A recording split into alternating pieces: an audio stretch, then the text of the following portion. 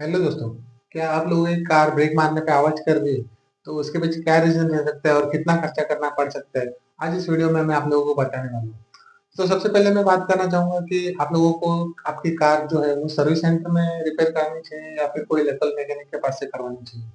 कि अगर आप लोग सर्विस सेंटर में जाते हो, तो वो आपकी कार का जितने भी पार्ट्स हैं वो सीधा रिप्लेस करेंगे, कोई भी पार्ट्स रिपेयर नहीं करते जल्दी से। और अगर आप लोग कोई लोकल मैकेनिक के पास से अगर करवाते हो, तो वो आपका काम जो है वो ठीक अच्छे से करेगा कि नहीं, वो हम लोग को परेशानी रहती है। तो आज तो हमें क्या करना चाहिए एग्ज़ैक्टली हम लोग को सर्विस सेंटर में जाना चाहिए या तो फिर लोकल मैकेनिक के पास से काम करवाना चाहिए?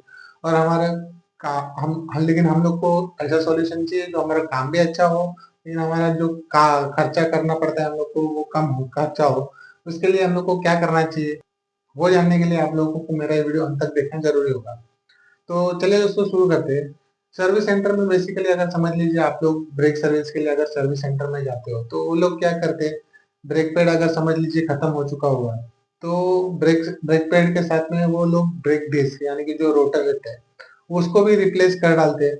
लेकिन वो रोटर को एक मिनिमम थिकनेस के बाद ही चेंज किया जाता है। मतलब उसके पहले भी चेंज कर सकते हैं, ऐसा कुछ नहीं है। लेकिन वो मिनिमम थिकनेस अगर वो जो डिस्क है, वो अगर मिनिमम लेवल के से कम हो जाता है, तो आपको वो रूटर डिस्क जो है वो चेंज करना ही पड़ता है। लेकिन सर्विस सेंटर में क्या होता है कि वो लोग अगर उसका मिनिमम थिकनेस नहीं रहेगा, अभी भी अगर वो डिस्क चलने वाला रहेगा, तभी भी वो लोग वो डिस्क जो है वो नया डाल देते हैं, चेंज कर देते हैं। बेसिकली ये आप लोगों के साथ कब होता है, जब जभी भी आप लोग नया गाड़ी लेते हो, फ्री सर्विस खत्म हो जाता है आपका और उसके बाद जब आप फर्स्ट सर्विस के लिए या फिर सेकंड सर्विस के लिए आप लोग सर्विस कंपनी में देते हो, तो उस टाइम पे अगर समझ लीजिए आपका ब्रेक पैड जो है वो खत्म हो चुका होगा। तो कंपनी वाले बेसिकली क्या करते हैं कि वो लोग ब्रेक पैड तो चेंज करते ही है, उसके साथ में ब्रेक डिस्क भी चेंज कर देते हैं। तो उसकी वजह से बेसिकली होता ये है कि आपका काम तो अच्छा हो जाता है, लेकिन ज़रूरत नहीं रहता है डिस्क चेंज करने का, फिर भी आपका डिस्क चेंज कर देते हैं और आपको ज़्यादा महँगा कॉस्ट जाता है ब्रेक सर्विस करवाने का। अगर यही चीज़ अगर आप लोग कोई लोकल वेंडर या फिर लोकल मैकेनिक के पास से अगर आप लोग ये चीज़ करवाते हो, तो क्या होता है कि जो लोकल मैकेनिक है, वो ज़रूरी नहीं आपका जो ब्रेक डिस्क है, वो चेंज करेगा। वो क्या करेगा, ब्रेक पैड आपका खत्म हो चुका है, ब्रेक पैड नया डालेगा और आपका जो डिस्क है, उसको रीसरफेस कर देगा। उसको ट्विस्टिंग करके नया बना देगा और उसका मिनिमम थिकनेस अगर नहीं मिनिमम थिकनेस से ज़्यादा रहेगा तो ही वो रीयूज़ करेगा। अगर मिनिमम थिकनेस से कम हो गया रहेगा आपका डिस्क, तो उसको भी रिप्लेस ही करना पड़ता है। तो इस चीज़ में आप लोग का जो है वो ब्रेक रोटर का जो पैसा है नया नया डालने वाला, वो पैसा बच सकता है। और सेकंड चीज़, आप लोग अगर लोकल मैकेनिक के पास से अपना ब्रेक का काम करवा रहे हो, तो आप लोगों को ये जानना ज़रूरी है कि आपका जो लोकल मैकेनिक है, वो ओरिजिनल ब्रेक पैड आपकी कार में डाल रहा है कि नहीं? क्योंकि बहुत सारे केस में ऐसा होता है कि हम लोग ने नया ब्रेक पैड डाला, उसके बाद 10 दिन 15 दिन चलने के बाद फिर से वापस ब्रेक मारने पे आवाज़ आना शुरू हो जाता है।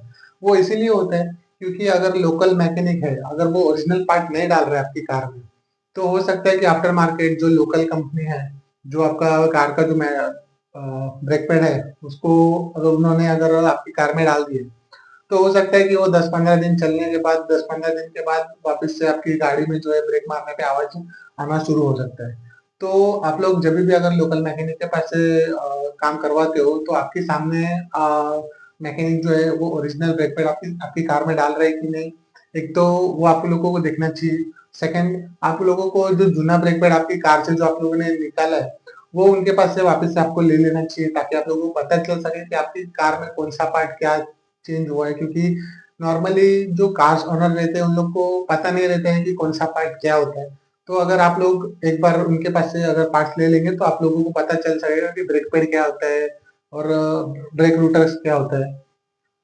और तीसरी चीज़ ये है कि आप लोग जब भी लोकल मैकेनिक के पास से अगर कोई भी पार्ट्स डलवाते हो, तो उनके पास से आप लोग जीएसटी वाला बिल ले सकते हो ताकि आप लोगों को पता चल सके कि आप लोगों ने जो पैसे दिए हैं ब्रेक पैड के लिए, तो वो ओरिजिनली ब्रेक पैड डाला है कि नहीं। कई बार ऐसा होता है कि मैकेनिक लोग जो है, वो ओरिजिनल ब्रेक पैड के पैसे लेते हैं लेकिन आफ्टर मार्केट लोकल कंपनी का जो ब्रेक पैड है वो आपकी कार में डाल देते हैं।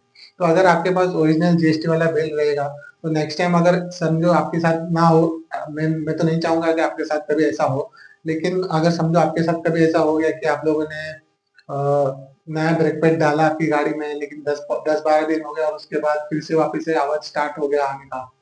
तो उस केस में आपके पास बिल रहेगा, तो आप लोग उस मैकेनिक के पास जा सकते हो, उस ऑटोमोबाइल स्पेयर पार्ट्स वाले के पास जा सकते हो कि भाई मैंने ओरिजिनल पार्ट्स लिया था, फिर भी मेरे कार में फिर से वही प्रॉब्लम चालू हो गया। तो आप लोग के पास कुछ ना कुछ प्रूफ रहेगा। और अगर आप लोगों का जो रिसर्फेसिंग का जो कॉस्टिंग जाता है रूटर का, उसमें 300 से 400 का जाता है खर्चा। और जो ब्रेक सर्विस है, फोर व्हील ब्रेक सर्विस में लोकल मैकेनिक जो है वो 600 से 800 या फिर 1000 तक रुपया आपको लेबर कॉस्ट चार्ज कर सकते हैं। डिपेंड करता है आपकी कौन सी कार है, मॉडल के ऊपर डिपेंड करता है और लोकेलिटी के ऊपर डिपेंड करता है। उसका जो प्राइस है वो ऊपर नीचे हो सकता है। तो ये दो मेन रीजन है आप लोगों को अपनी कार जो है वो या तो फिर सर्विस सेंटर में करानी चाहिए ब्रेक सर्विस का काम, या तो फिर लोकल मैकेनिक के पास। अगर आप लोग लोकल मैकेनिक के पास दे रहे हो, अगर आप लोगों को पैसा बचाना है, लोकल मैकेनिक के पास दे रहे हो, आपको दो तीन चीजें ध्यान में रखना जरूरी है, जो मैंने आप लोगों को इस वीडियो में बताया। और नॉर्मली 90% केस में अगर आप लोग ब्रेक मारने के टाइम पे अगर ग्राइंडिंग नॉइज आ रहा है या फिर कुछ भी नॉइज आ रहा है, तो उस केस में यही एक प्रॉब्लम रहता है, या तो फिर आपका जो ब्रेक पैड है वो खत्म हो चुका हो, जिसकी वजह से आपका मेटल डिस्क रूटर जो है, डिस्क जो है वो ब्रेक पैड के मेटल डिस्क के साथ कांटेक्ट में आने के टाइम पे वो ग्राइंडिंग नॉइज करता है। या तो फिर आपका अगर रिसेंटली आप लोगों ने ब्रेक पैड चेंज किया और फिर भी आपकी गाड़ी में आवाज आ रही है, तो हो सकता है कि आप लोगों ने जो ब्रेक पैड रिप्लेस किया है वो ओरिजिनल नहीं रहेगा, आफ्टर मार्केट वाला रहेगा, जिसकी वजह से आपकी कार में नॉइज आ रहा है। तो ये था मेरी कुछ इन्फॉर्मेशन अबाउट कार्स।